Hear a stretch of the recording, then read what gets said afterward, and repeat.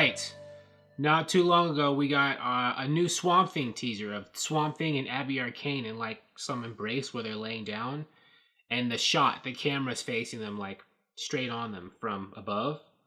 I think if I saw it paraphrased correctly, but I haven't actually watched it yet. So let's watch.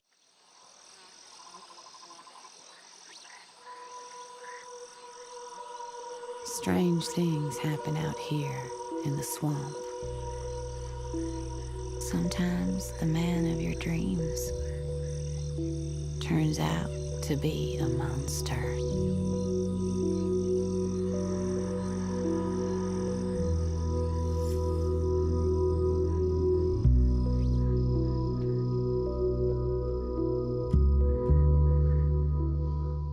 Okay, so I guess they gave that wasn't scary as it was, I guess, like dark and kind of sensual or whatever.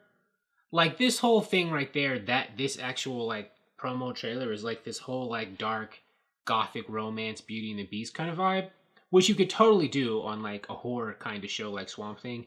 And the classic Swamp Thing comics are like that. Abby Arcane is like Swamp Thing's great, love interest in the comics. And she gets mixed up in a lot of his adventures, many of them actually. And their romance is a part of a lot of the plots. And Crystal Reed, who plays Abby Arcane, you saw her there. She's famous. She's been in a lot of stuff, but she's most famous, I think, for Gotham and Teen Wolf. I think that's her doing the narration, and I think she's given herself a Southern accent. Because I don't think Crystal Reed is from the South in real life. I think she's putting that accent on as part of this role. The focus was mainly on her. The camera pulled in on her. She was the focus, and then Swamp Thing kind of comes in at the end. I think that was part of like the reveal. Because most people who watch this show might not know much about the Swamp Thing's history and know that it has a love story aspect to it, or that Abby Arcane has a relationship with Swamp Thing.